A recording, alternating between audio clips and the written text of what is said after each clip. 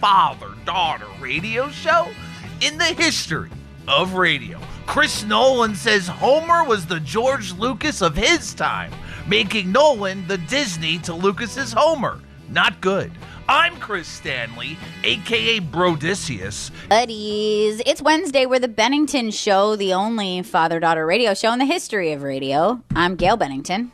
I'm Ron Bennington, and may the 6th be with us. I don't we're just understand. going to keep doing this? Yeah. We're just going to, your mic isn't on, Chris, and we can't hear what you're saying, Chris. May your mic please be turned on. and also with you. Well. And to you as well. Chris. It's Star Wars, man. It's a cultural phenomenon. But yeah, we've heard that term many times. Andor, man. Mm-hmm. And/or what? Why?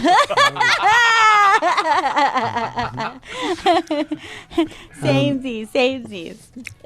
Chris has a thing up on Instagram today of him having an AI friend that makes you smoke marijuana. I saw his name is Bad Rudy, and he's you put your camera on and he looks at you and he just roasts me, and he fucking apparently he's really horny and he likes to smoke weed, so I had to check it out. So this is based on that bear, I guess. Everyone likes the bear movie, Ted. and he's a bad bear, and this is what Elon Musk made this, and This is a Grok character profile. Yeah, and then he is just inappropriate and probably says the N-word, I'm guessing. He does. Yeah. He does. He says it. Why would you guess that? That's insane. Why would you interact with it? I feel like you're saying it's okay for this to exist. Like, I understand it's crazy, but also you're the one who's participating. I saw the one guy do it, and the fucking fox looked really friendly. And that's why it was a stitch. So I wanted to hang out with the fox. It seemed really nice and complimentary. But he just roasted me and got real horny and said he wanted to get nasty with me and then called me the N-word a bunch of times. Okay. Luckily, you didn't show that part, and no, thank you for not. But I wouldn't mind when you come up with our own Chris Grok, where you get a Chris Stanley to hang out with you for a while. We could turn my dumb personality into an LLM pretty easily, probably. First of all, you don't have a dumb personality. Second of all, I spent the morning, my breakfast, eating Chris Stanley bread. Yay! Chrissy, bread maker. Bread bros are back. I can't tell you how good it was and is. And I may even decide not to freeze and just keep going until the entire loaf is done. Keep going, man. That's all organic, all right? There's 3 ingredients, and it's all a fourth. The fourth is love, and there's plenty more. May the 4th be with me. Yes! And also with you. And you too. It's the best band ever. Hell yeah. But it reminded me of, do you remember Bright Lights Big City? Like, the last page had to do with bread that he had in the morning that was so good he started crying. Yep. And I'm like, that's how I feel right now. Good. That's all I wanted. I was worried, Bread? I'll be honest. I'll pull the curtain back. Was worried if I proofed it enough, but it looks like it worked out. No, it's perfect. Good. I feel like bread is a food that could absolutely bring you to that level of like transcending. I don't know what it is about. It's weird. It's weird when you think about how all cultures have a bread. Yes. And that there's like so much, like there's a biblical tie. It's an ancient tie. It's very strange. What's really strange is we know how to make great bread, and this country has some of the fucking dullest, shittiest breads of all time. If you think of like who's ever been number one in our sandwich breads, it's terrible. Yeah. And yet Chris makes a bread that is as good as any bread that you can get from any baker. It's about the crust, man. It's good crust. It is an amazing crust. And like, if that's the case, if you're not going to put the care into making the bread great, what is the point? At that point, have a lettuce wrap. You know what I mean? If you're gonna, if that's the thing, why waste it and just making it like a high calorie handle for your food? If it's not going to contribute to the taste and the fun. I mean, I blame the Americans. I blame the not great Americans. at- They want the longest lasting fucking sandwich bread that they can find. Right. God forbid you should buy your bread daily. You know And what? because of that, we get this tasteless sponge of a shit bread. Isn't it weird that we have made a phrase out of the best thing since sliced bread when it's actually a really bad thing that happened to us? Yeah, you know what the best thing since that AI thing that Chris was playing with today. Yes. That you That's could our- actually interact with human beings. And you choose this racist thing that, let's be honest here, has never even earned their racism. You know what I mean? Like Agreed. most races could come up with a reason. And this thing has no reason. Yeah, he's a phony. And smoking weed with friends used to be like one of the things of life, you know? It's true. You shouldn't be yeah. doing that with this idiot. I had to try it out, and I How much failed. weed did you smoke with it? All right, so as I was shooting, it was like a long. That was edited down, obviously, but I was smoking a lot, and I was smoking the fucking joint like a cigarette. It's been a while, and then I got ridiculously high and passed out for 4 hours afterwards. You needed that sleep. Yeah, you're a sleepy boy. It was a lot. Well, you have to be careful with yourself. You got to be careful with yourself. You're right. Because your AI friends aren't going to be there for you when you need them. Oh, absolutely not. They would just roast me as I'm passed out. And I mean, why aren't you smoking more marijuana? You have a hot podcast called High Society. Yes, you should be. You should be. This shouldn't be like a thing that you haven't done in a while. Look, it's just I haven't smoked a whole like I was smoking the joint, and then at the last second, I'm like, oh, wait a minute, this joint's gone. I'm just smoked a shit ton of weed, and I was just out of it. Happens And fast. then you didn't even sit around and enjoy your high. You should No. put on a Fish album. I will say this. I did find that difficult as being a smoker of cigarettes and then smoking weed. It's like if you're kind of a compulsive person, you're not Right. going to be somebody who has a couple hits. You're like, I'd like to finish this. And then that's not what that's for. Right. So it but kinda messed me also, up. if you like smoking weed, you want to keep smoking weed. You like the taste. You Right. like the Right. the entire thing. Yes. And then you smoke too much. By the way, speaking of Fish, there's a video from a girl at a Fish concert in 1996. And she's got like Rastafarian hair, like dreads. And there's just something super hippie and funky and cool about her. And people are trying to find her now, even though she'd be well into her 50s. And there are women standing up and saying that they're her, and that has turned out to be false. There, yes, that's her, the girl in the sweater. Give us a little volume on this. Yeah, we're trying. We haven't been into a show yet this whole tour, so we're working on it. Hopefully we'll get in. That's what they look like. And what's your method of trying? Well, I try and sell hemp jewelry to make money, and that makes my gas money and tickets and food, whatever. So you've actually been on tour with the band at this point. Well, not with the band, but just touring around, following them. Yeah. Has it been a good time? Yeah, it's been fun. It's been nice. All right, people are in love with her, Me too. as well they should be. Yes.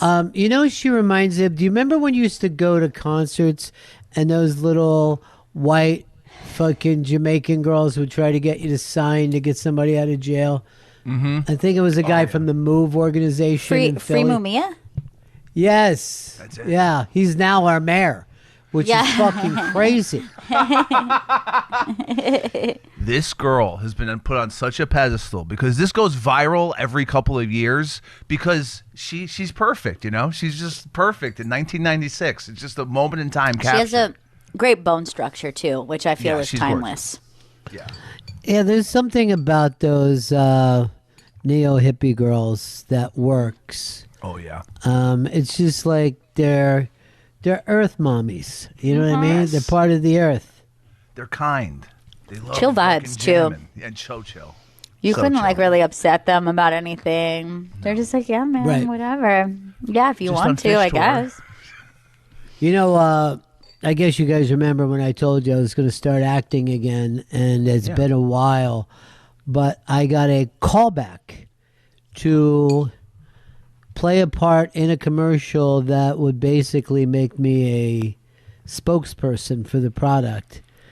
I'd be playing Matt from Muddy Mats. And, good. You're going to be Matt. Well, I'm not. I got a call back. I mean, I don't think I'm going to get it. I'm up against some heavy hitters. Sure. But, it's a nice thought. It's nice to even be considered. Of course it is. As Matt, I don't know if you have the script yet, but like, are you covered in mud? Like, cause Yes, Muddy I'll Matt? be laying there as a mat. The dogs will be running over me. But again, I don't think I'm going to get it. I've seen one of the other tapes and it blows me away. Oh, I don't no. believe that. Yeah. You know what? What's It's that? just an honor to be considered. No. I don't know. I mean, it's kind of disappointing to get close and to see that the whole role is going to go to Chet Hanks. And, Chet! Yes. He's fucking amazing. He's great in Running Point. I'll give him all the kudos in the world. He's also a Shocked. great singer. He stopped rapping and started singing like his mom, and he's fucking crushing it. Though he does The incorporate show that his dad went to, that thing went out, and people were like, fuck, Chet Hanks can really sing his ass off. See He if you was can a- find that, Chris, when he's singing.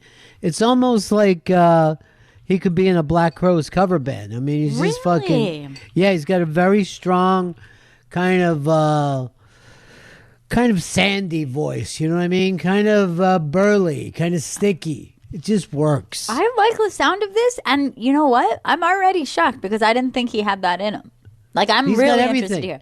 You know what he's got, Gail? He's got that dog. You know He's what I got mean? that He got dog that dog in him. and not that dog Bert, the actual dog. I guess you can't find it, Chris. I'm all looking right. for. Don't even worry about it. Put Earl on it while he's doing nothing. Find me He's got Chetty, some please. time to, yeah. Chet Hanks, and he's just kind of fucking crushing. Yes. All right, it is the Bennington show. Chris Stanley, he smokes weed, he bakes bread. He is that Rastafarian girl from kind of 1996. You know? Just selling jewelry to stay on fish tour. You know what? Anytime you find yourself like just in a rage, Chris, Yes. just remember your brand. Think about her. Think about the bread. Think about the reefer. And I think that will be better for you. That's good advice. And I'll tell you something about that rage, dude. It's not good for you. And despite all your rage, you're still just a rat in a cage. I hate that second part. Doesn't change It anything, rhymes. Chris. It fucking rhymes. Now, I also saw this. I'm getting all my stuff off quick TikTok clips, but Pringles has 0 potato What? in them at all.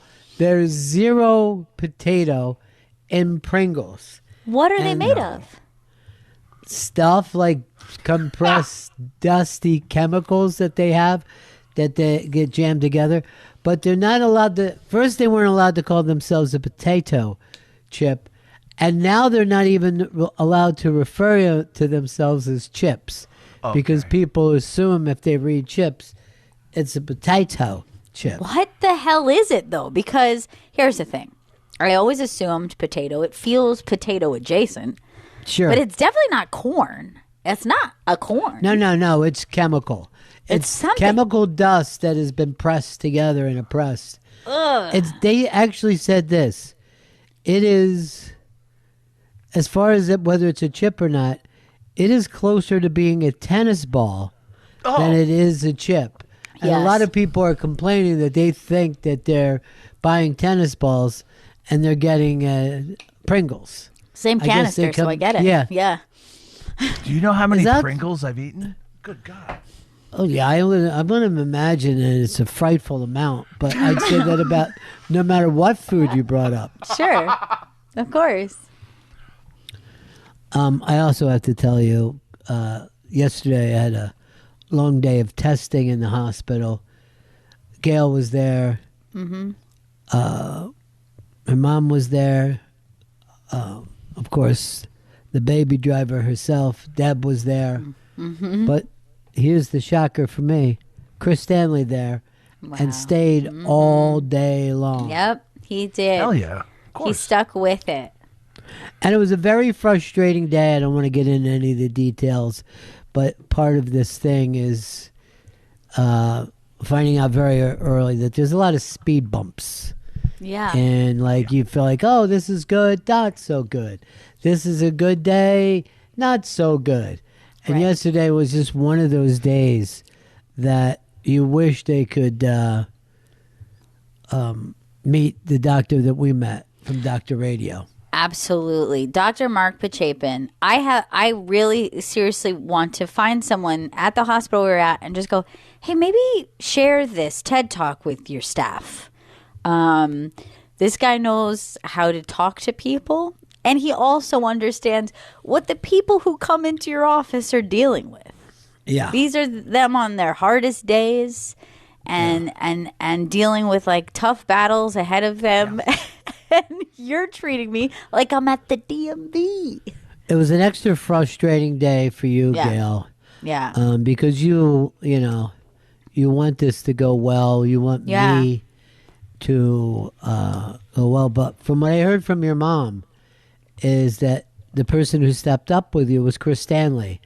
And he also stopped by to say a couple things to me that were very thoughtful and very nice and very smart. Yeah. All kidding aside, I mean, yes, I'm frustrated over Yeah. May the 4th, May the 5th, May the 6th. You know what I mean? Guess But what's Right. coming tomorrow? Yeah. It But better at the- not be. But at the heart of it all, Yeah. you know what I mean? There's Yeah. a guy, there's a bed bread. This is why his bread turns out. You know what I mean? Right. Love Kelly. Oh, it's Love. Pour it out. But we were going through a bunch of things, and I saw Gail just look at me so mad when I said, I did not want a therapist. And I'm like, Do you know that there was so many things of that day? I didn't even remember that moment Yeah. at all because Yeah. I had so many other things that were Right. making me frustrated that I didn't even remember that. But yeah, Well- now that you bring it up, sure. well, it was making me laugh. You know what I mean? Like, and there are other. See, here's my way of dealing with this. Right? When I go in and I hear things about me, or when I have them just giving me extra tests and the second blood out of me, I just detach. You know what I mean? Like, I do not. All right, think of like if you have a 20-hour plane trip. You're in the plane, but are you there for every moment? No, you're detaching as much as you can. Right. You know? So I like when they talk, I just like, and when I finally came to and understood something, I go, no, I don't want a therapist. Right. First of all, I'm going to say this, and maybe I'll take a therapist. I don't know. But I don't feel like this is the place for therapy. I feel like those days are over. You know what I mean? Do you think I sit around and I care about social fucking anxiety or whatever people go to a therapist for? Or am I reaching my goals? Am I a bad person? No. I need someone from the spirit world. All right? That's who I'm walking with now. The spirit people, you know, not the people to go, oh, you know, your mom wasn't nice to you at one point. I don't give a shit anymore. You know what I mean? That's done. That's done in my world. Whether Earl said something mean to me at work, I don't care. He'll do it again tomorrow. So That's fine. Do what you want. That's about you, Earl. That's his Star Wars day. I'm walking in the spirit world. Hold on. Eric has an interesting thing. We were talking about the fish girl of 96. And he says there's a male equivalent of that. Oh, really? What do you got, Eric? Possibly a false equivalency, but I agree with you guys. I love that fish girl. She's adorable. And I went to a few shows back in the day, and you would meet girls like that, and they were great. The male equivalent of that girl at a fish show is fucking terrifying. These are these guys that super baggy pants, dreads, Fred Durst hat on backwards, black T-shirt. A lot of times travel in pairs. They are also trying to sell shit to get into the show. Yeah. But they will fuck you up, and they have this like hippie looking persona. But Interesting. No, they are dangerous motherfuckers. That's fascinating to me because I've never been to a Fish show, but I had always assumed the guys were a certain type of guy that existed at my college campus anyway, which was, white boy dreadlocks, what we called a drug rug.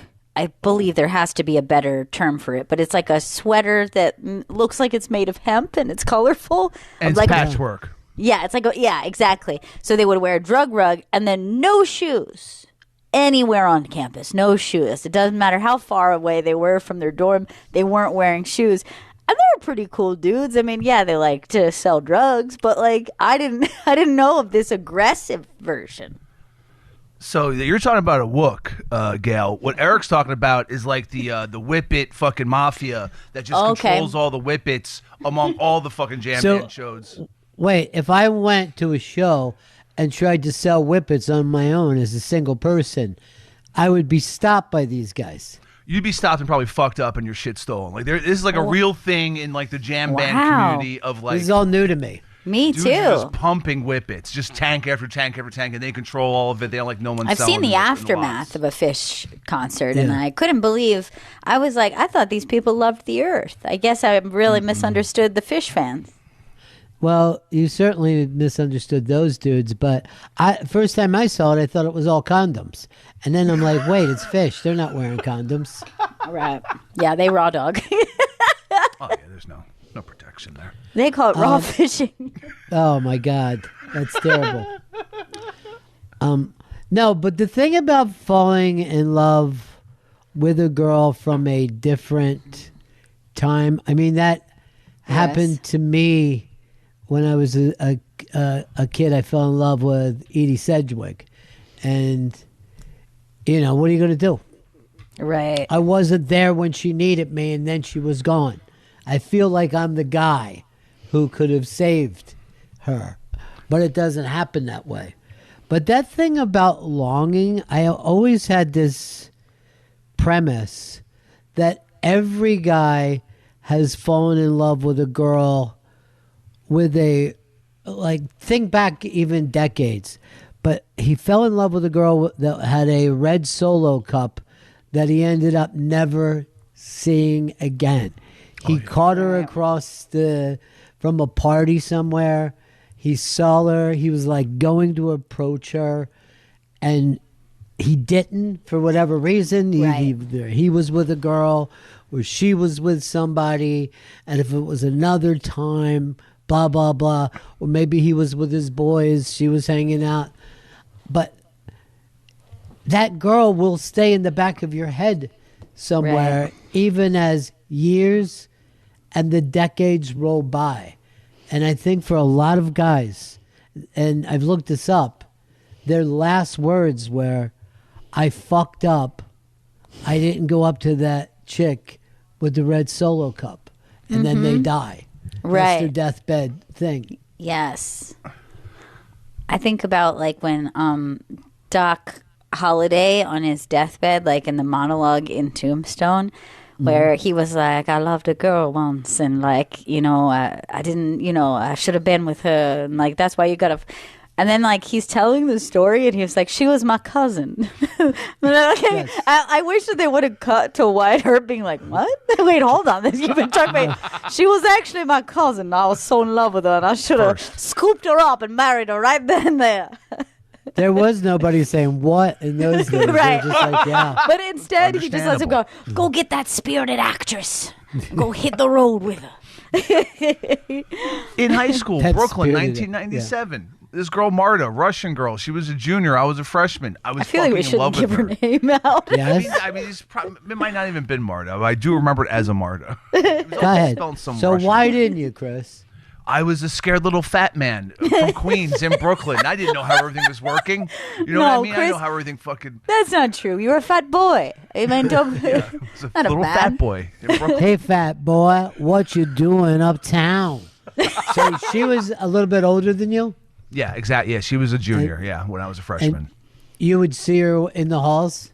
Exactly. And like, Well- it was a school of 5,000 people. So, like, but I Yeah. would see her enough. I was like, oh, there she But- is in my head. And you still love her. It's just the same amount that you always did. Absolutely. You see her Right. from far away, laughing, having fun. Like, oh, Yeah. man, what if I But- could be in that circle of friends?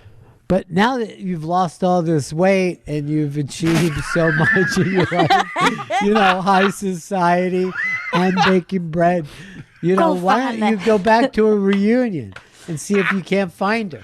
Go find that spirited martyr. Tell her you're slightly less fat maybe than before. No. No, when you're a kid, you only think that you're super fat. Oh, but then absolutely, you that get is super true. fat. Isn't that As the a worst man, part? I've- It's like you never understand your the thinness of the moment. And Right. like the amount of times that you could look back at a picture of you at like 20 something where your whole thing was, oh my God, I'm so fat right now. Then you look at it from the fat future and you're like, why was I so mean to myself? I know. I should have been You know taking a what? million naked pictures is what I should have done. That's what a lot of actresses say. They were like, why didn't I do nude scenes? I was fucking stunning. But Right. they're like, I don't want to do nude scene. I think one Yeah. nipple is bigger than the other. Something, you know what I mean?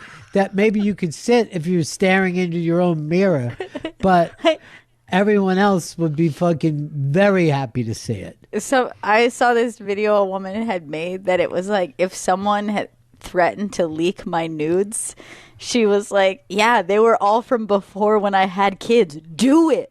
Please leak them. I'd Yes. love the world to see it now. Then I was so afraid that my ex-boyfriend was going to share them. Now I'm like, please, God, leak those nudes. Put them out. Embarrass me. Don't Do throw me in as that you briar will. patch. God damn. That was beautiful. That's why, Chris, you wish you would have eaten more of those Pringles when you were younger. Wait, you know what I just had thought room of? to spare. With a fish girl is that there used to be a website so many years ago, and who knows if it's still running in this new social media world, but I'm sure I'm going to mispronounce the name. It's like something like my daguerreotype boyfriend. It's a type of old-timey photography, and this particular website was just finding either old portraits of men or like old, even like super old, like when you get arrested and you get what is that called? Mugshot. Mugshot. Yes. If we were playing Pyramid, I would have just got points. Yes, you would have. Yeah, so it's like old mugshots, old portraits of just like, and people just being like, damn, he's hot. And it'd be like turn of the century guys. It's Oh, like, sure. it was the best. I like those old things that they find that look like modern stars, and then the stars are Oh, yeah. being called vampires. But then I saw another thing that said there's just so many faces for Right. humanity, and you're going to run into actual doppelgangers. Well, you know what's really strange is like genetics are so weird that there could be an ancestor of yours that you never saw a picture of. The pictures don't exist from their time period, but maybe they looked the most like anyone in your family has ever looked like you. You know what I Right. mean? Like maybe your sixth great grandfather was like exactly like you, like looked so much like you. Yeah. But you don't know. Yeah, that stuff is so weird. So weird when you find out like a lot of the genetic stuff, maybe the Nazis were more right than we thought. Maybe genetics would be a way to make somewhat, you know what I mean, of a perfect, healthy race. Raising two little humans makes me feel so much more that it is nature. And very little of it is nurture. Like you should be nurturing, but the nurturing is not going to change them. You can only give support with your nurturing, but you're not going to nurture someone into being a different person. I don't think it is possible. And there are certain things, like, not only were my daughters born with their personalities and their preferences and the way that they see the world completely different, despite living in the same house and having the same parents. There's also really strange things where it's like my Juju is so similar to my mother-in-law in her personality, in the way that she communicates. And they don't spend the kind of time that you go, oh, that's her influencing her. She's talking like her. She's saying things like her, because they spend so much time together. They don't live in the same town. Yes. So it's like, sometimes I'm like, oh, they're genetically very similar in the way that they approach the world. It's fascinating to me. It really is, isn't it? It's really Yeah. like, but then there is another thing. Remember when I said Omi and Kathleen from the Bronx have the same speech patterns, not so much in Yes. accent? I got a thing back from Kathleen who went, oh my God, you're 100% correct. Really? You're 100% correct. By the way, I know that you're buddies with Omi now, that you went and Yes. opened yourself up, and you're seeing how funny he is, right? Oh, so funny. Yeah. But then his wife, Diana, she put up this thing on the wall where she was talking about how close that she was with her dad, and that you and I had the same thing as one of the things. And she would listen with her dad. Oh, wow. Because, Yeah. you know, there's that shared sense of humor. But this is the other thing. I feel like Omi loves her the way Bri loves Kathleen. Like, totally dedicated. Yes. And why is that some kind of a weird Bronx tie-in? Yeah, You know, you're right. When you see a lot of husbands, they're not like totally dedicated. And yes, and just enamored with that person. Like, And stay that way. yes. Yeah, that fades. Get you a Bronx man. Did it right. fade for you, Chris? Is that why you Fuck said no. that? Fuck no. Oh, But look, then it faded with that last one, that's for sure. She faded on you. You didn't fade on her. She It's- started to repel you. Well, she started to hit me. And then I It's started really- hitting walls. Oh, no. Let's be honest, Chris. No, I never fucking. What the fuck? Chris, Didn't your you- nickname for her was Walls. Wait, didn't you break a cane over her back like you were in a cage I- match or something? I broke. I was fresh That off cane of was surgery. doctored. And she gigged beforehand, too. Yes. I got kicked in my surgically repaired knee, and then I took my cane and broke it against the wall. Well, I dented it. I didn't hit. It was metal. I'm not that fucking. So you didn't break anything. I broke part of the wall though. Well, the plaster, which I took like 2 years to ever fix. All right, so you know how you were talking about nature and nurture, right? Yeah. So I remember this conversation from like 25 years ago because we had a lot of single guys that were part of the radio team. And I brought up, what kind of father would you be? And Earl said to me, and I never forget this, I would force my kid to bat from both sides of the plate. And I would do that thing. And that's when I said, oh, so you would be a bad father. Yeah. Like you wouldn't help the kid get to their dream. You would force the kid to chase your unrealized dream. And people don't realize the harm. That's like probably the number one harm. Well, probably number two harm. The Yeah. other one is sex abuse. That a father could do to his children is say, I didn't go for it. Now I want you to go for it. Yeah. So everybody can say, well, your father was so smart the way he taught you to play this game you had no interest in. Right. And what happens is Earl didn't realize it that many years ago, but nothing has gone away further than a switch hitter who, hits for singles. I know a dude whose dad did that same exact thing, and they do not have a good relationship. He did not appreciate it as an adult, the kid. Right. And not only that, but the dad shows his disappointment as if you don't reach this goal that, has a lot to do with luck, genetics, blah, blah, blah. I mean, you can get into all kinds of things. Yes, hard work plays into it. But you know who had a dad like that? And this dad forced him to, I think it was drive spikes with each of his hands. And this guy went on to become a major fighter who suffered from depression. And even though that he was a big fucking strong guy, went through life like a whipped dog. Like everything would hurt his feelings. Gail, you got to know him as he was getting better as an adult. Jerry Cooney? Jerry Cooney, yeah. Wow. Oh my gosh. That's so interesting. Isn't that nuts? That's really nuts. There are so many people that even though they achieve, they're like filled with fucking regrets. Look at Tiger. You think his dad ran roughshod over him? Sure, Tiger, greatest golfer of all time, whatever. He's flipping cars left and right. He's a train wreck of a dude. Like he can't be happy. Right. Unfortunately, and I'm not even giving you a hard time for this, Chris.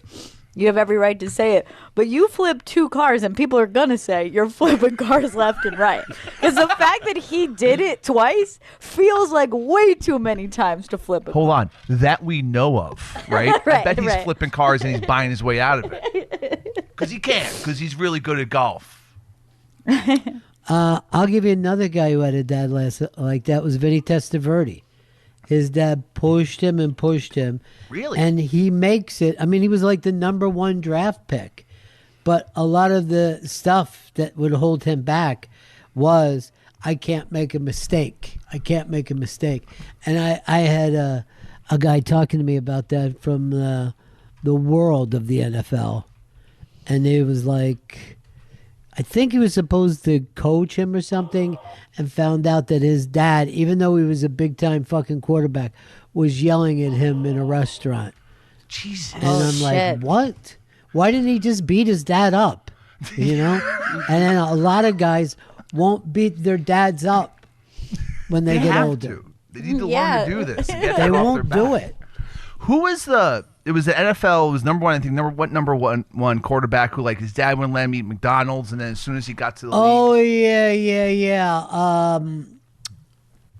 Earl, do you remember this one? It was... Was it Ryan Leaf? No. It was a Ryan Leaf type, though. Yeah, it was crazier even than Ryan Leaf. I mean, he ended up going to rehab. Here's what happened, Gail. He wasn't allowed to have a fucking M&M or whatever growing up. Right. And by the time he got out on his own, somebody handed him a fucking beer. Before he was, he felt the first relief in his life. Yeah. Todd Marinovich? Yes, that's him. Yeah. It's a crazy story. Like, he was just total a football robot bust. as a child. One of the great busts of all time. Mm-hmm. And all because... he was just so suppressed. But, Michael Jackson had a fucking dad like that. Yeah. Of course, yeah.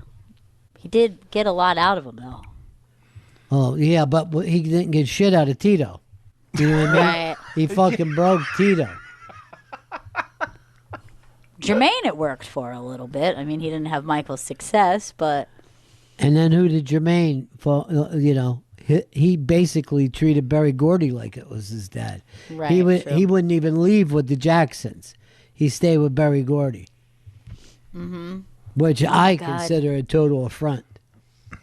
Oh, man. I remember seeing a picture of young Jermaine Jackson, and that was like my fish girl. I was like, oh, my God. Like, young Jermaine. I remember the picture, like, his hair looked incredible, and he was wearing a tank top, what we used to call a wife beater, but I don't think we do that anymore. But he looked Even then, so it wasn't bad. It was just making fun of Italians. but he looked so good, and I remember just being like, "Oh my god!" Stud.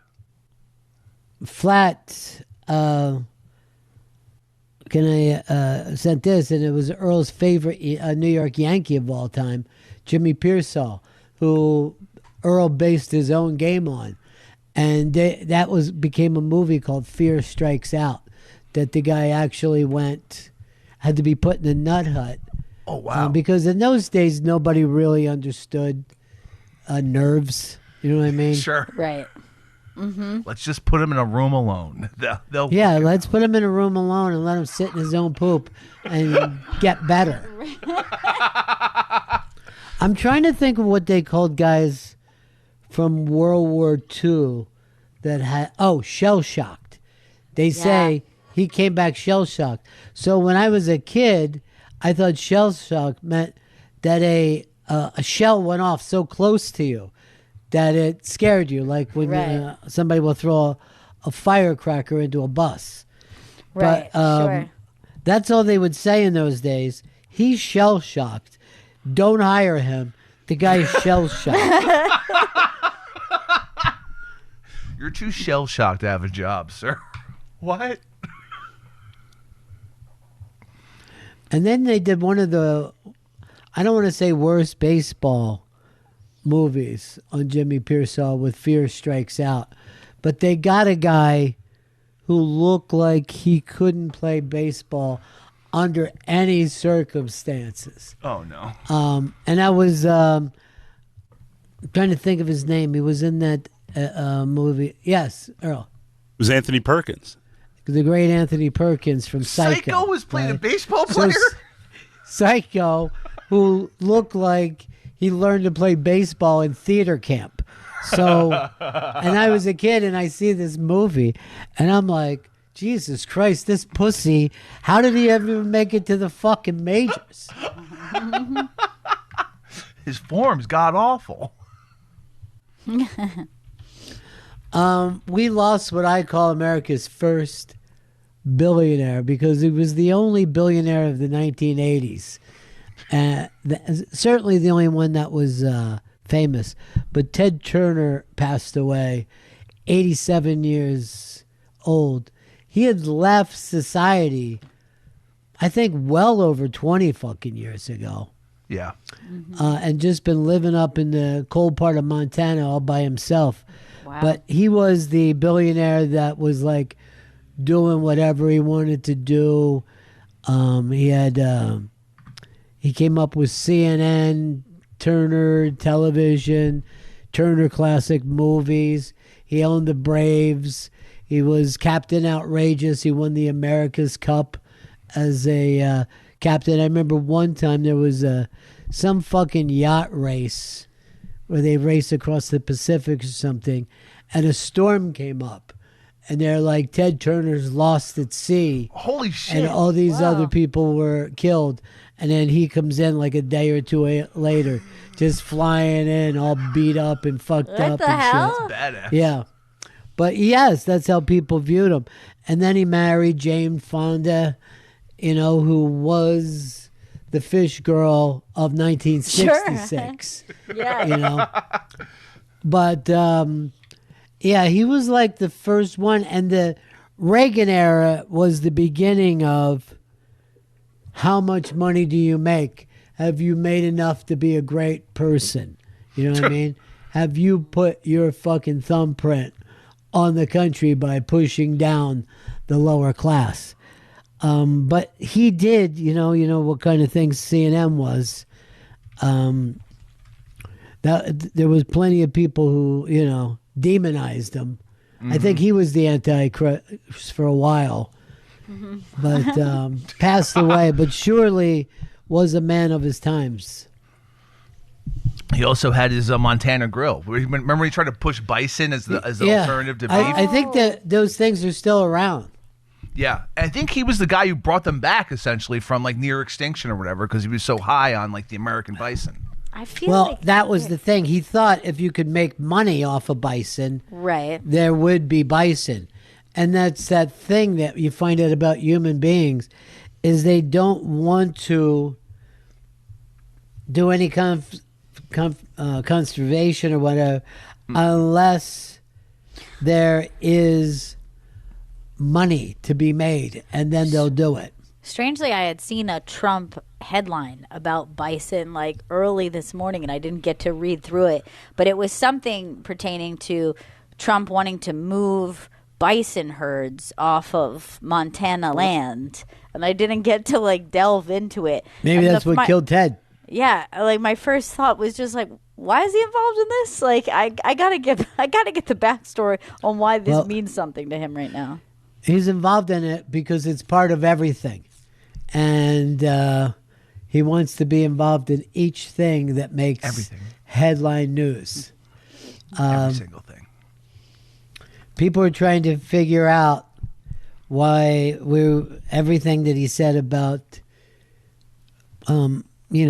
Iran has been changed the following day, no matter what. And now I guess it's just over, and we're done. Yeah. Yeah. Yeah. That's what it seems like. It's kind of confusing, not to lie here, but apparently it's done as of like, I don't know, fucking 1 o'clock. But on it doesn't mean Wednesday. we won't bomb in 2 days from now. Oh yeah, and Lebanon, etc. It's who knows? Who knows? It's just spin the wheel, and you'll figure out what's happening every single day.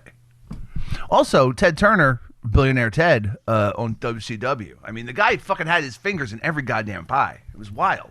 Well, I mean, WCW was a huge money loser for him. He just let those guys fucking buy talent and not fucking make money. It No, was usually, Bischoff was the biggest problem with it. But, they never had a chance against Vince. Hell no. And it was proven. Like, yep, they fucked it up. Well, eventually it was proven, but there was a point where they are acting like Vince was out. But I was at a WCW event, and I see Bobby the Brain Heenan backstage. Now, this was the thing. I think we were over in Orlando. Every seat was filled. It was going on TV. It was not, And I see Bobby the Brain, and Brain goes like this. Do you believe this shit? I'm in fucking La La Land. He goes, and I'm going, Bobby, it's fucking huge. He's like, nobody wrestles. They don't do any house events. We just fucking come on TV and they let people talk. He said, this fucking thing is doomed. Wow. Bobby was very, very smart when it comes to wrestling. Dude's and the the brain. business itself, yeah. Here's Eric in Nebraska. Hey, buddies. Hey, Yeah. so, bison was like a niche food, for the longest time, and Ted helped kind of bring it to the forefront. But you're right, Ron, there's a lot of people who didn't and don't get it. But, yeah, the Ted's Montana Grill are still around. They're still fairly popular. And what Gail was saying is, yeah, Trump wants to push bison off of public grazing lands in Montana for no reason. And they've been grazing on this land for decades. Yeah, it probably has something to do with big cattle or whoever, wants that land. It's to make room for cattle farmers, is from what I've been But reading. I have eaten bison burgers, and I'm sorry, a fatty, greasy fucking cheeseburger is better than a bison burger. Too lean. It's You lean. want the fat. You want that Yeah. fucking tasty fat. And then I don't know why we don't admire fat more. Thank you. And that's why weightisrace.org. It's coming at the end of the month, the full website. It's coming? I thought it's been around. It's there, but there's going to be a relaunch of whole new branding on it coming at the end of the month. No one worry about it. I got my eye on. Nobody's the weight worried. races. No one's even going to it. The overweight people need a place to go to feel safe. Yeah, the bison thing. I mean, when you're out in the Rockies, you can always get one, but it's never a real thing. It No. never really takes off. All right, Chris, do you remember this statement? Save the cheerleader. Save the world. Exactly. You talk about an overnight star, and that was Hayden. I don't know her last name, like Pennerette or something like that. Oh yeah, Hayden Panettiere, possibly. I don't know what it was, but anyway, she was just as cute as a fucking button. The whole world fell in love with her overnight. Well, she just recently came out as bisexual. Really? Yeah. Whoa. She also had parents that weren't the best parents in the world, and that kind of fucked her up. I do remember the last thing I remember of her before this bisexual statement is she was married to, I'm not sure if she still is, a Klitschko brother. Yeah. One of the big Ukrainian dudes. And he was like 3 feet taller than her. Like it was just, it was crazy. Yeah, it was scary. And then he went back to the Ukraine when the stuff started. And I think he took the kid. Oh, shit. They thought it would be better off if she was living in war-torn Ukraine. Yeah, well, I think that one. There's the two brothers, but that brother who was married to her, I think he's like the mayor of Kyiv, which is like the capital of the entire country. Like, and if he has the kid, because I also remember them like fighting in public a lot or something. I'm going to say this, Chris. Your politically correct way of saying Kyiv instead of Kiev, when we spent the entire fucking time we've known that thing by saying, we say the wrong name about most fucking cities. You're right. We say the wrong pronunciation of most foreign places. And yet this is the one that everybody lockstep decides to change. You know what? You're right. I'm gonna push back against that. It's Kiev. Too late. Chicken Kiev. Oh no. You're the reason we're pushing back. I always like it. I always like these celebrities that were big at one time and then spend the rest of their life telling everybody what life should be about. And one of my favorite people online is Steve Guttenberg. And he's always walking along and he tells somebody that he ate an apple. And you know what? We should all be eating more apples every single day. I feel good when I eat an apple. I feel good today, and I want you to feel good today. Pick up an apple for yourself. Thanks, Steve. He was just going, he moved, he's going to be spending the summer in some beach town, and he goes, I'm going to use the ocean as my playground. And you got to figure out what your playground is. And I'm like, well, you got enough money left over from the 80s that you can just walk around and act like the ocean is something you're going to force yourself to go in every day. That's your fucking deal, my man. You got Police Squad, not the rest of us. He's still making fucking interest on that. I mean, there was like 12 of those movies. I watched most of them as a kid. Why didn't you stop at 1? That was plenty. It really was the best one. Though 2 brought in Bobcat Goldthwait, which I really enjoyed. So he wasn't in the first one. Hold on, you're right. No, he was the bad guy in the first one, and then he became a cop in the second. I think that's how it works. Now you're thinking, Chris. I believe that's Police Academy canon, as the Star Wars heads would say. I was also looking at this. I saw a thing where yesterday Tom Hanks came out of something in New York, and there was just a ton of people waiting for autographs. And I'm like, why does that only happen sometimes? You know? And where and when can you ask for an autograph? And why do they still matter? There has to be a subculture of these hunters that they must be selling them to each other at this point. Yeah, you know but forget that. Forget that. Regular people.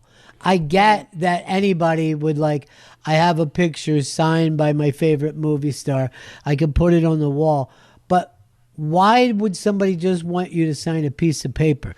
Gail, where are you on this? The piece of paper is really strange. It reminds me of when you were a kid and you would go to like Disney and then you would have like Donald Duck sign your autograph book. Like it doesn't really mean anything and I'm confused. Now look, you go see an author and you have them sign a book. I get it. If you have a record of that band and you want them to sign the record, I get it. But a piece of paper is very strange. And unfortunately, there isn't a good equivalent for actors, because it's like even if you were to get a DVD of something, it's like, it's tricky. Like, you can't play that thing now. Less people can play them. It's a tricky one. Well, I'm actually, it's funny you brought that up. I'm going to pick up one of those little portable DVD players. Oh, really? While I'm going through this. Yeah, because there's a lot of stuff that is DVD, but here's the weird thing. I think the autograph came along like the Old West, when you couldn't get a photograph with anyone. Right. And you're like, you see this right here? That's Billy the Kid's name. I got it on a piece of paper. It's very funny, that thing. But I also like, where autograph people gather?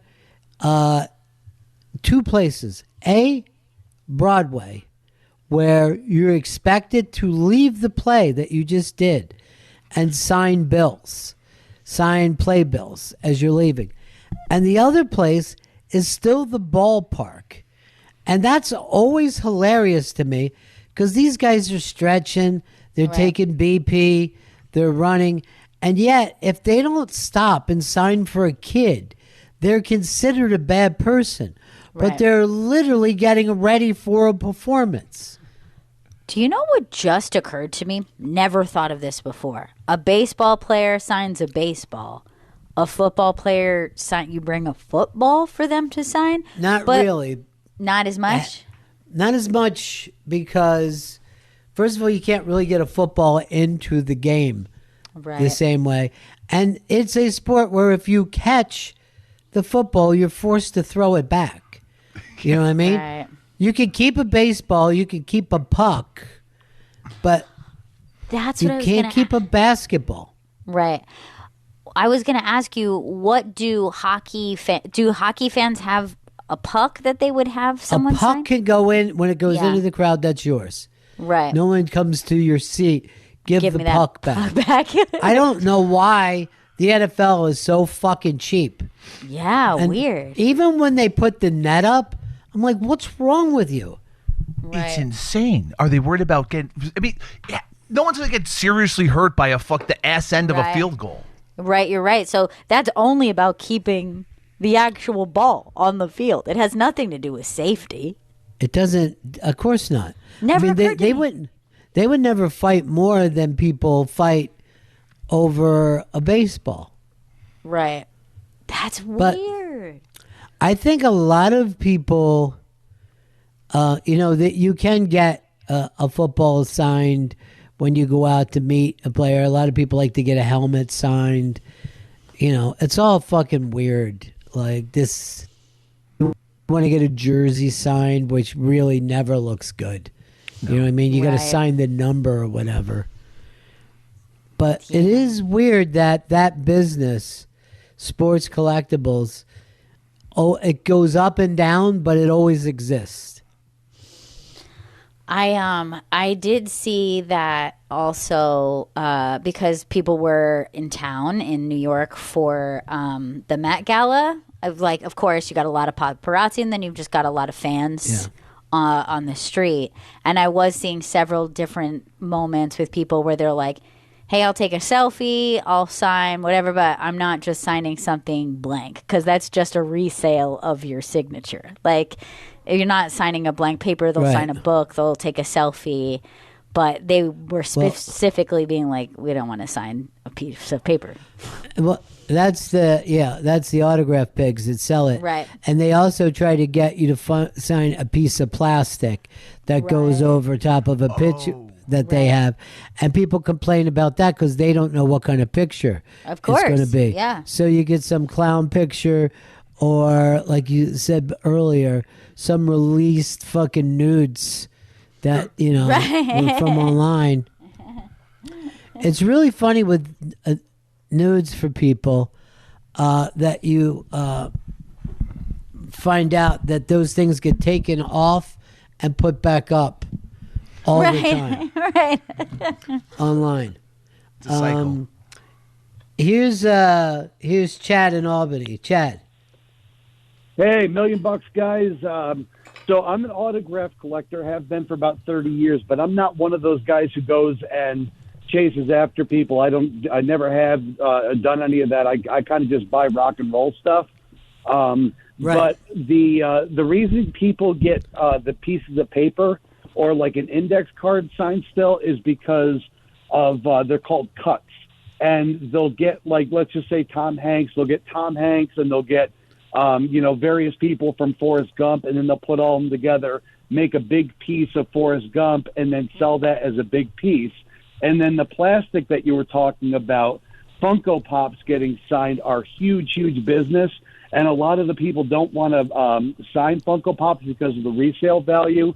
Plus, they're bulky to carry around, so they just take windows out of random Funko Pops, bring them to get signed by whoever's doing the signing, and then sell the plastic Funko Pop window as I forgot what they call them, blank window or something. Yeah. And they sell for big money because they can then take that plastic, put it on a Funko Pop at home, and then they have a signed Funko Pop, even though the pop itself wasn't signed. Weird. Now, Chad, Yeah. you said you've been autograph collector for a long time. Do you do it for your own passion, or this is a way to make money? No, I don't resell. I just love rock and roll stuff. I actually bought a cut signature of Keith Moon because I'm a big Who guy for $900, believe it or not, just so I can have all four members of the Who. I don't resell. I know people who do. I just love rock and roll stuff. That's that. Is that the jewel in your crown, the Who? No, I have from 1939, I believe, a Frank Sinatra piece that was just a piece of paper signed with two of the Pied Pipers, who was his backup group, including Joe Stafford. And that's probably the crown jewel of my collection, as well as the Bennington poster signed by you, Gail, Earl, and one Chris Stanley is another favorite of mine. Aww. Oh. That's so sweet. By the way, I don't know when we're going to do this. We got some water bottles signed, and of course, we wanted to do something special. So we got I think we got two of these signed by me, Gail, Juju, and Frankie. Yes. That was a very big deal. Yeah, that's a real collector's item. Yeah. So you want to keep an eye out for that one, Chad. Because, when those, when I'm gone and Frankie joins, right. Yeah, I don't think Juju wants to. No. But Frankie's There's always a kid that doesn't want to. Yeah, for sure. Here's our buddy Larry in Yonkers. Hey, Larry. Hello. How you doing, my friend? Hi, Larry. Good, buddy. So I've been collecting autographs since I'm a little kid as well.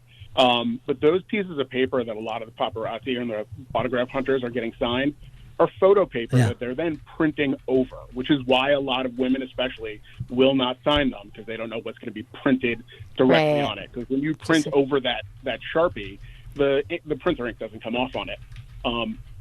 I carry a baseball with me all the time because anybody on a baseball is awesome. Like I ran into Bill Clinton, got him on a baseball. Like that's love it.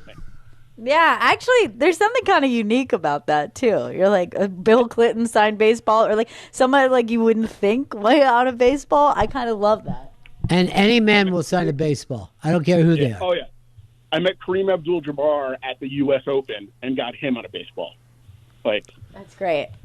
Now, do you go looking for places like? Have you ever been to a Comic-Con or anything? Yeah. I do pretty regularly. More so of late. I used to when I was a kid a lot. We used to go down to Atlantic City. I met Muhammad Ali, Joe DiMaggio, and then like just a couple weekends ago, I drove up to Boston just to meet the goalie from the U.S. women's gold medal winning. Oh, that's awesome. Yeah, Erin Frankel, who's from Westchester. So I drove to Boston to meet her. Yeah. So I told her that, and she was like, "Oh, I'm gonna come down there." I was like, I wanted to get stuff done. She was amazing. So yeah, I go around for stuff that I'm interested, for stuff that's local. I'm going to Fanatics has a big thing in a couple of months downtown. I'm going to get my I have a couple of September 11th tickets from the day the game that was canceled. I'm going to get one of those signed by Mariano Rivera. I like to get cool, interesting things, things that have a story to them. Like my cousin has the best thing ever. He had a ball signed by Bart Giamatti that he got when we were little kids. Years later, we went and met Pete Rose to get him to sign it. And Pete Rose signed it, rolled it back to him, and said, "I've never seen one of these before. You've got something unique." So my cousin, has wow. has that. Yeah, Now, which is and unbelievable. now you need Paul Giamatti. Like, hey, it was my dad, not me. But yeah, that thing of what so many people believe, Paul Giamatti was the guy who banned Pete Rose for life. And people believe that if he would have lived, Bart Giamatti, that he would eventually have said, look, enough time has went by, blah, blah, blah. Right. But people really hardlined because Bart wasn't there to change his mind. Right. And then they also knew that Pete would end up coaching. You know what I mean? Somebody would hire Pete. They would have to. Doug in Virginia. Doug. Ron, how you doing, brother? Good. Good. So here's my take. Every athlete that is an adult has no excuse but to sign autographs on everything. They are literally an adult playing a game. If they don't have those fans that want to bring their kids out, get those autographs, they don't have anything to play for. I've heard that before, but they are at work. You know what I mean? Like you can easily go to a card show somewhere. But, if you're getting ready for work, and by the way, you could say that about everyone who works for a living and people buy their products. But for some reason, we hold ball players up to it. Right. And let's stop pretending that baseball's a little kid's game. You know what I mean? It's a professional business. Right. And look, I feel like there's also, I think it's like a little bit of the equivalent. You could imagine the difference of you saying, like, I'm going to sign this thing for somebody, and then walking in the middle of, like, I don't know, your show prep. Maybe you would be like, can you give me a second? It's also a better story if they don't sign. Look, Gardner Minshew wouldn't even take a picture with me. He was so disgusted by me. So screw him. But you now still hate him. Say you hate him. Yeah, you hate don't him. Get, you know what? You have a list of celebrities you hate who weren't happy enough to see you. That's right. they all treat me like garbage. Outside What's that start to mean that you are after a while? Yeah. I should have approached Sam Rockwell when I saw him. I think I know. You should have approached him for Amy Miller. That's her dream boat. That is her number one dream boat. I can see I tagged her. Yeah, I tagged her right away when I saw your video. Hey, man. But here's the funny thing. Do you know how many people Chris meets at work, yet he doesn't ask for an autograph? No. He only wants something when he sees them on the street. Yes. It's fucking crazy. I was thinking that myself. So I'm walking the street. I heard Rockwell before I even saw him. I heard because he was in conversation with two other dudes. I was like, wait a minute, is that Sam? Oh my God, it's Sam Rockwell. And I've seen him at Sirius. Yet I was much more hyped and fucking happy to see him on the goddamn street. It's so weird. By the way, Chris, whether it's a guest of our show or a guest of another show, I've never heard him say, oh man, I got to talk to them, or I've got to make sure they sign it, or maybe they'll take a selfie with me. But he does feel that way on the street. He does. Yes, but it's he weird. has every opportunity to do it at work. And it's not even that he's not showing restraint. He actually isn't feeling, he's not in that headspace when he's at work. Misha in Texas. Hey, buddies. Hey. When I was a kid, we lived in Menlo Park, just south of San Francisco, for a year, and my dad would take me to Candlestick constantly Nice. for games. And one time we went really early, so I was there when they were doing all the practicing and stuff. And I go down field side, and Will Clark stayed in there. He was my favorite player at the time.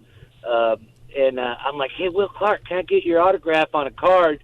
And he comes over, and he bends the card in half, so it's like perforated in the middle. And then Sides is like, here you go, kid. And he hands it back to me, and I'm like, what a dick, kind of threw it back at him. And I wish to this day I still had it because yeah, it was yeah, such of course. It was a perfect moment, really. But as a kid, I was like, baseball players are assholes. Have you ever seen like any of the podcast stuff that he does? I've seen clips, and he's a fucking asshole, and he's hysterical, But he's a fucking asshole. The way he talks about people. Been better than 12 at the time, Yeah. Anyway, that's the only autograph aside from the poster from y'all that I've ever had, and y'all's is the only one I still have. So we should have been it and sent it to you. All right, thanks, brother. Will Clark is so funny, and I always thought, he was one of those guys you like to see play. He was just one of those, kind of dirty uniform guys. But there is something not okay about him. The way he talks about the game and like to him, the whole game is shit and all the young guys are pussies. And it's really, I was thinking about this with baseball, and there is something that is accepted in baseball that's got to stop. And that's pitchers fucking throwing at batters. Wow, yeah. It's just the fucking sickest thing ever. Anywhere else in society, it would be assault. And you could sue that person. But someone someday is going to be fucking killed. I was thinking that's assault with a deadly weapon, and you hit someone in the wrong spot. That's it. That's lights out, man. Now, here's why I think that the pitchers are fucking the biggest pussies in the world. They don't have to come to the plate. Right. If they hit somebody, then somebody on their team will be hit by another mean fucking coward. It's weak sauce. Yeah, and usually if you think about it, that is an emotional reaction to something that hurt that pitcher's feelings, not a physical anything, but it's just like my feelings are hurt, and now I'm gonna physically hurt you. They threw at somebody recently and was up near his head, but it was for the old unwritten rule that you don't stand and admire your own home run. But there's an entire fucking generation, 2 generations of ball players that come out of the islands who grow up admiring their home runs. The entire game is about the home run now.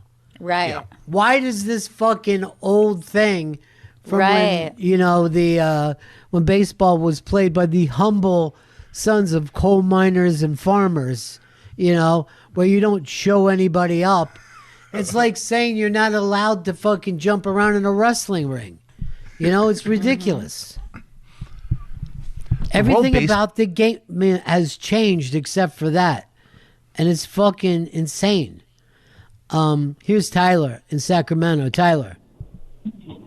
What's up, Bennington? Well, first off, the guy on the Tigers, Framber Valdez, who threw the game yesterday, he threw at his own catcher once. That guy's a fucking lunatic. They're lunatics. Wow. They're insane. Yeah. Pitchers are touchy. For the autographs of ball games, my kid goes to the A's game in Sacramento, and they're in a minor league stadium, so he gets down at the net all the time. The visiting team signs all the time. He got Bobby Witt and a bunch of Royals the other day. The A's never sign. The only guys who will ever even walk by and consider it are guys that are hurt. It's the craziest thing I've ever seen. Man, that must be fun for your kid to be able to have that little tiny stadium to watch professional baseball. Everybody's close. Everybody's close. Here's our buddy Glenn in Pittsburgh. Glenn. Hey, buddies. I'm not an autograph person, but I have a lovely collection of autographed items from listening to the Ron and Fez show and the Bennington show from over the years. But my wife has a really interesting. Gene Kranz from NASA spoke at her company, and they took pictures with him, and she had a printed out a picture of her with this guy, and that's the guy from Apollo 13 that Ed Harris played. She's got an autographed picture of herself with him, and it is like her favorite item. It's the only thing she would run into the house to save if all of us, as long as everybody was out of the house, she would run back in for that picture because there's only one of them. That's great. That's fantastic. Let's go over to Dave in California. Ronnie. Yeah, I was at the Coliseum in the early 90s, sitting at the bar in the West Side Club, and up comes a man. He sits next to me. It's Ricky Henderson. I look in the mirror in the bar. It's him. He gets a little shot of Hennessy. So I go to the bartender. I just point at his drink, and he's got him another one. And then he looked at me. He goes, "Hey, thank you." And when he got up to leave, he bought me a Budweiser. And that was it. That was the coolest thing I've ever done without losing my shit, sitting next to Ricky Henderson. I can't even imagine. It was amazing. It was fun. It was unbelievable. Yeah. Our friend Nina, Northern California, they grew up, her and her husband grew up fans of the A's, and now they go over to see the A's in Sacramento at that tiny little stadium. And something came up about Ricky Henderson, and I think about Ricky Henderson all the fucking time. It was just one of the most fun people, and he had enough crazy in him that you could tell the Ricky Henderson stories and laugh your ass off. And she goes, my husband brings up Ricky Henderson every day. Every day of his life. There's something about Ricky Henderson will come up. But for me, that was like the last fucking ball player who you're like, this son of a bitch is living the life. He's stealing bases. He's fucking leading off. He's referring to himself in the third person. He was just great. And he had an unbelievable build and never lifted weights. He was just a fucking freak. Where his body just showed up post-workout. Let's Matt, what do you got for us? Hey, Ronnie B. Yeah. So the old school way, of going after guys, pitchers. Think about today with these celebrations, like you mentioned. Like these guys get into the dugout, they put like a fucking suit on them. I can't understand it. Like oversized sunglasses and like all these crazy dugout celebrations. Have you seen those? It's the babiest shit in the world. And the league is behind it. But you'll get over, you put on a fucking Neptune fucking crown and you get a pitchfork to walk around. It's stupid as shit. It's fucking baby shit.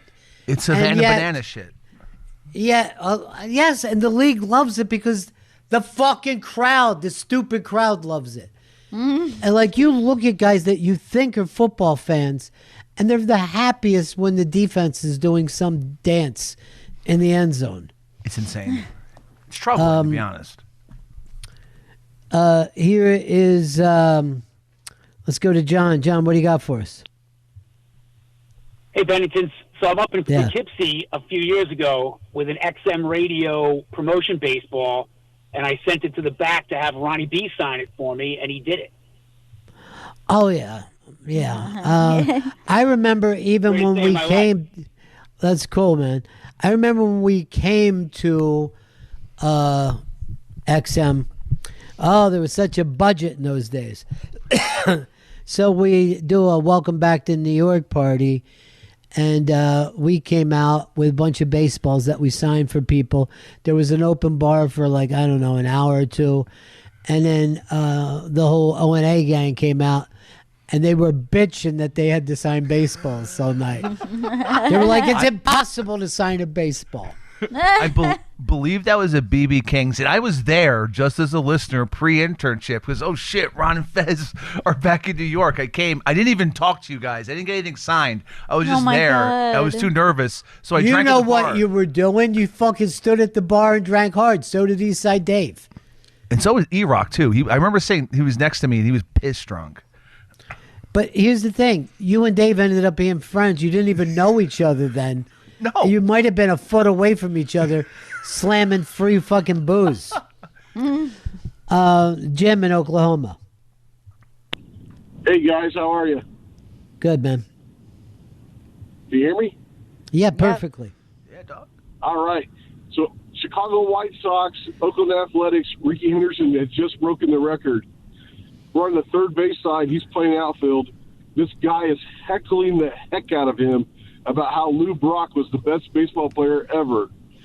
Ricky Henderson slowly walks over and looks at him and goes, "Hey, motherfucker, whose name's number one in the record book?" And that was it.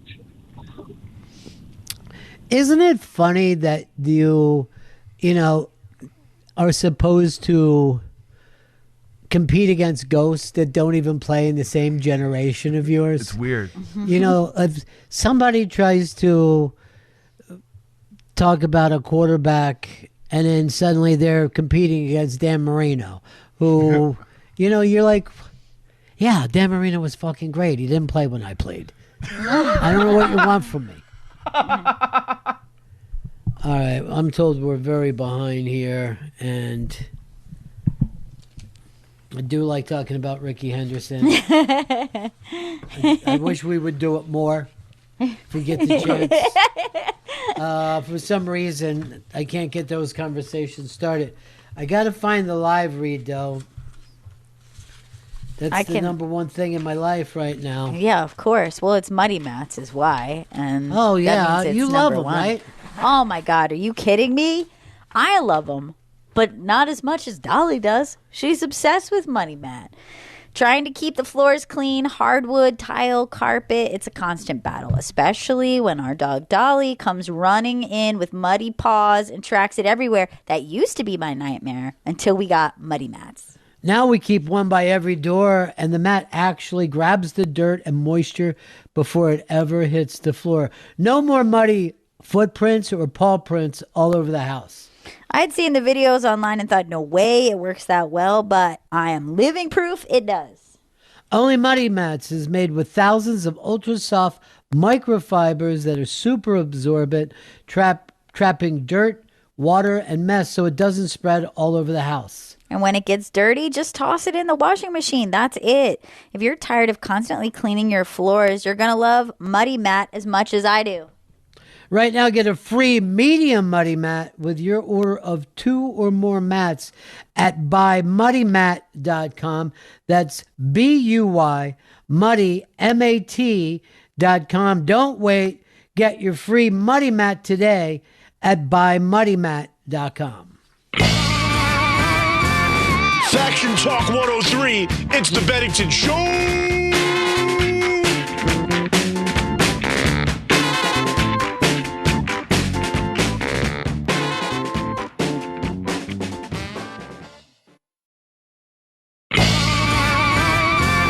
Faction Talk 103, it's the Bennington Show.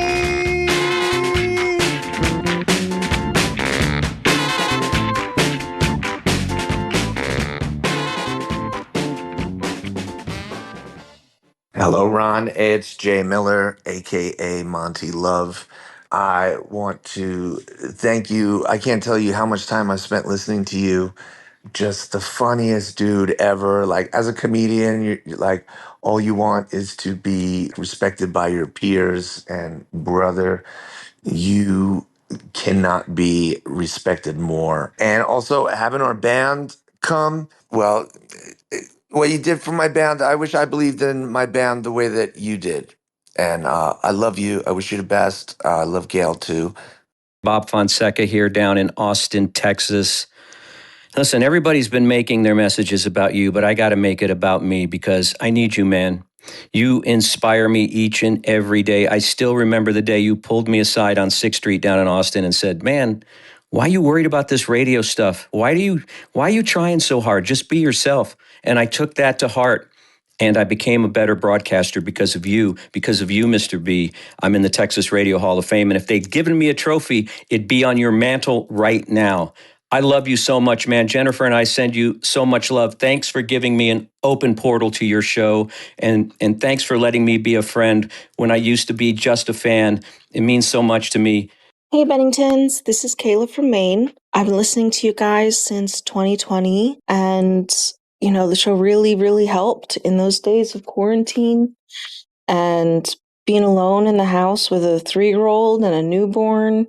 I would listen to you guys on demand in the mornings, and it was like starting my day off not alone with family and friends there at the kitchen table with me. That really helped. And now I'm listening more live because I want to see how my friend Ronnie is doing. And I hope that these messages help you feel a little less alone and a little less scared and a lot loved. Hey, Ron, what's up? It's Sal Volcano. Just leaving a message to show my support for you, buddy. You are one of the best people I know, and you're gonna get through this. You are a force, Ron, and you're beloved. I love coming in the studio and hanging with you. I love how generous you are and how many people you've helped with their careers. You were an inspiration to all of us for so long before I even met you. And you are one of the people that didn't disappoint me when I finally got to know you. I value our friendship and our relationship. Gail's too, the whole crew over there at Bennington. Just thinking about you are the best, Ron. And take that to heart, please, because it's true. Love you. I love all you guys. That's really, really great. It's so cool. Sal Volcano. Here's the interesting thing. We started that off with Monty Love, who Gail introduced me to because she was a fan of his band. Obsessed. And eventually, he ended up writing for Sal Volcano. I don't know, 15, 20 years later after at least we met him? Yeah, I mean, you've got 2 Staten Island royalty together on that, what we just listened to there. But yeah, Jay was, to me, the coolest. Are you kidding? Like, I mean, you could talk about like a hero or a rock star. For me, first of all, I was in a band with his little sister, and he had a band that was just like otherworldly to me. And I don't think I could have thought he was cooler. Like, I just thought he was the coolest person on earth. Great performer. I truly like a great frontman. Like like great. The songs were fun and we always had a great time. But Jay was such an incredible performer, and like the fact that then he ends up with this connection with you and the show and Ron and Fez, and it was so cool. I love Sal too, by the way. I just have to say, I just think Sal's an incredible person. And the message from Bob Fonseca, I just I mean, we're really lucky that we got to be close with him and friends with him. I really I love that dude so much. And then that message from Kayla from Maine, I mean, as she was saying that, I was like, I was a mom with a 3-year-old and a newborn in the pandemic. Like, like, it's funny how connected we all are, Yeah. Yeah. What was the Money Love song we used to play on the radio? It was really fucking rocking. Okay. It's like, you want what we got. You want what we got. I think like that was like the title of the song. Chris, see if you can find that on YouTube. I know it was on YouTube before. God knows what's out there, not anymore. But yeah, they were great. And when we were in D.C., they stopped and did a show that we had, right? And while they were there, because they were doing a tour, a little East Coast tour, and I think they all went and stayed at Crazy Jen's house. I actually think you might be right about that, which is crazy. Yeah. Yeah. And I think it was You Want What We Got is the title, I believe, of that song. All right, we'll end with that today. Good. I always want to hear that song. But yeah, it's really great hearing from people. I love The Wall. I know, Chris, you got some great feedback for the second thing that you did for Dave and everybody over there. Oh yeah, David Pasquale and Natalie and Caitlin, yes, and Jim and Andrew, yes, all of them. They're all. Yeah. And also, I do want to say this because I know that you were upset yesterday, Gail. you were very upset with some of the stuff that we were going through. Yeah. And trying to put together our direction. And one of the things is it was a possibility to be part of an experimental drug. I don't really want to give anything away yet because, Right. We're still not sure or whether I would apply for everything. But I felt like you were a little annoyed with me yesterday for not being more outspoken. And a guy named Rob sent something, and I just happened to catch him this morning. And I wanted to play this for you because I think it has a lot to do with what you went through yesterday with me. So I'll go ahead and play Rob, would you?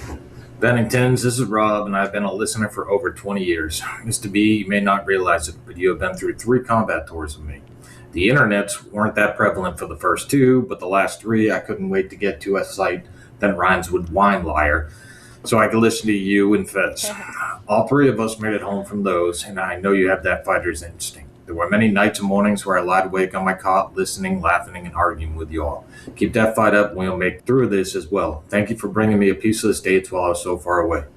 After 25 years as an infantry ground, I'm looking forward to hanging up my boots and being able to listen to you live so that I can call in and comment, or just to Sharpshoots family.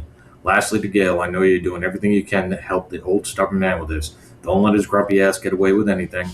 I too hate doctors and would rather wrap a wound than actually get help, but you are an incredible woman and supporter. Thank you for looking out for my buddy. Oh, that's very sweet. I appreciate it. Well, you needed to hear that today. And I don't know. I still don't want a therapist, but I'm going to be honest. Yeah. Just literally one dude shook me in there and I let it in my kitchen.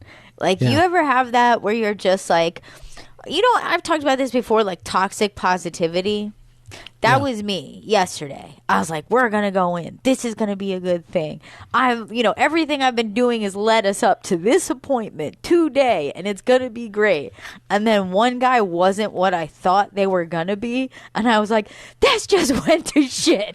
And I went, because I was doing a little bit too much Serenity Now leading up to it, that I think I unfolded from that moment. And I realized, like, today after sleeping on it, I was like, man, there's going to be setbacks, and I gotta be I gotta be okay with that.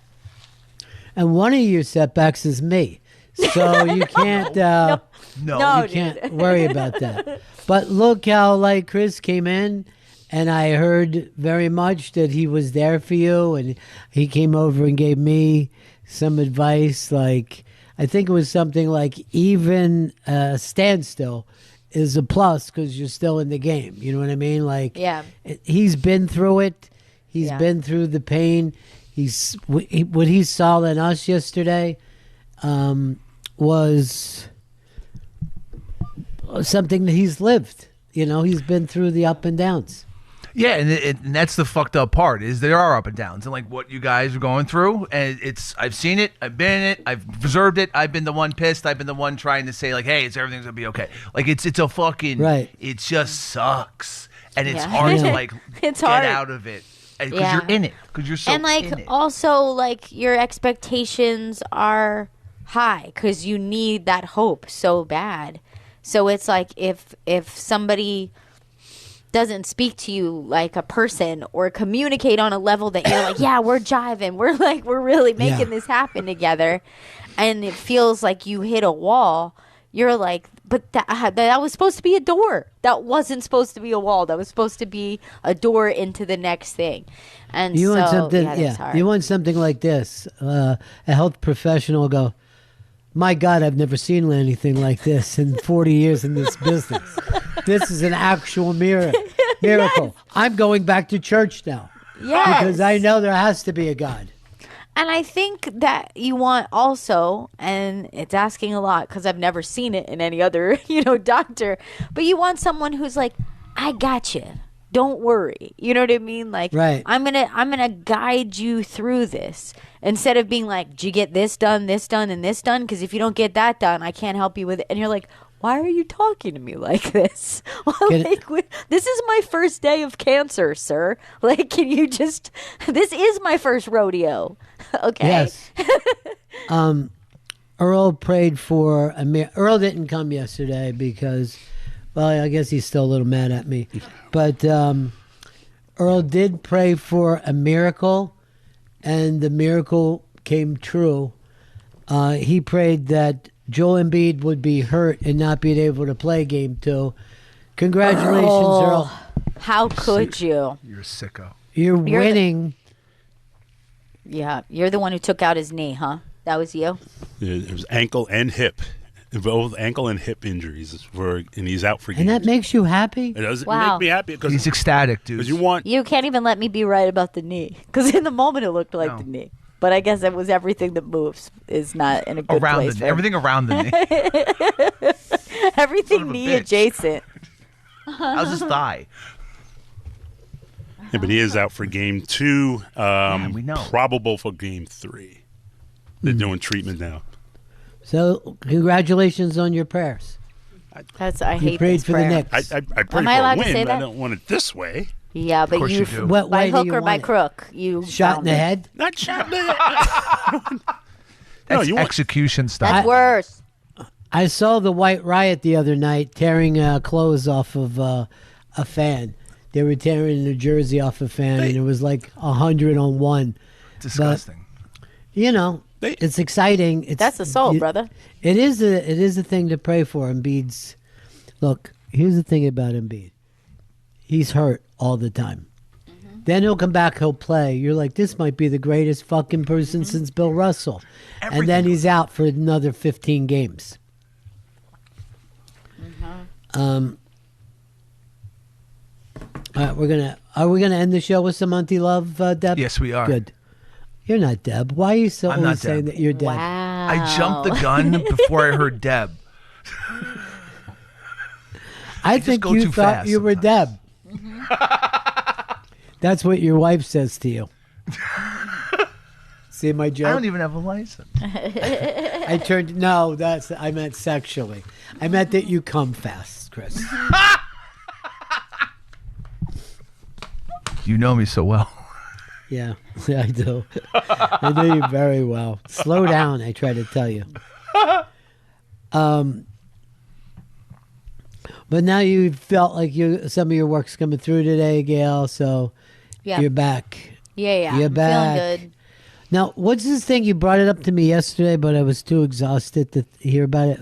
It was star patches. Oh, this to me is a generational difference. And I'm giving all the credit in the world to Gen Z. So there is this little acne patch. They're called star patches. They literally look like a sticker that is like a star that you would put on a pimple that is on your face. This didn't exist when I was a kid. They're fairly new. But the thing that the kids do, the young folks, they put it on and then they leave the house. And then they're like, yeah, of course, I'm just treating this pimple that's underneath this sticker. No big deal. And I'm like, the generational shift of like a lack of shame about your body is so incredible to me, because as a millennial, and probably every generation that existed before that, was like, let me cover that with makeup, making it worse because the shame of having a pimple, where they're just Right. like, yeah, there's a pimple under here. It's not like people think they're wearing stickers on their face. Usually somebody's just got a star sticker on the middle of their forehead, and people are like, oh, you're treating a pimple? Yeah, hopefully in the next 12 hours it's a little better. I'm like, I love this so much about them. The Yeah. shift, the confidence, the comfortability. I love it. But here's the thing. Aren't you worried about, 3 looks okay. Looks like you're going to a glam show. But if there's 50, it's like you're doing a flag. You're right. You know what I mean? What's like you got to happening? be, yeah. I would try to get like the original circle of stars going. Like the American flag had. I think we fucked up when we stopped making circles. I would like to do the Bennington flag, which really just looks like a weird frowny face, is the Yeah. Bennington flag. But I have bought these star patches. I've used them, but because I'm a millennial, I'll put them on at night. And then in the daytime, be like, I don't think I can have the confidence to walk around and be like, under this giant sticker is a pimple. And I'm like, the young people would be doing it. They have no shame about anything. You know what I get a kick out of is like big girls will wear bikinis, and that never happened when I was younger. The millennials never got to see that in our youth. It was like bikinis were for skinny girls. Crop tops were for skinny girls. The generation after us, no, they're not. What do you think? What a summer body is just your body in the summer. What are you talking about? Yes, I love that. It's very, very confident, and I don't see people making fun of them. Well, I guess adults would never make fun of a kid anyway. I mean, that looks pretty bad terrible. Taste. Yeah. I guess Wader's race is really working out the way Chris wanted it to. It's bringing a lot of pride. I will say that if you do see like a comment about weight in somebody's Instagram, you'll see way more people jumping on that person than that person has likes for their fat joke. The movement. If we kept the circle, we'd have like a cool swirl. You know what I mean? Like original, like the 10 and the eternal states. Hold on, we're on flags now. Back to flags. I couldn't help. You know what? Here's the other thing too. The Bennington flag looks like a backwards 6, 7. 6, 7. And I always thought that flag had something to do with 1776. It doesn't. It doesn't have it? I thought it did. I know. Just says it's a very weird thing. 76. Yeah, they don't know why they put it up. I think there was a gas station nearby called 76. Is it a Battle of Bennington flag? Is that why it's the Bennington flag? Maybe it is. I think there was a battle in Bennington, Vermont, my family's hometown. The Battle of Bennington, 1777. So why 76? Why does the flag say 76? Because it symbolizes the revolutionary spirit of 1776. That's stupid. No. I mean, first of all, I hate that you feel like you're smart because you just Googled something. It's the killer of conversation. Yes. I felt pretty smart that I remembered it looked like a weird frowny face. Yes. I'm an idiot. No, you don't have to be an idiot, okay? Put some stars on your fucking ego and get back out there again. Don't be embarrassed. You stepped up yesterday. Yeah. All right. We ready to go here? We ready for the song? This in about is the great... 30 seconds. Again, what did you have to look that up? I was going to do a 30-second fucking...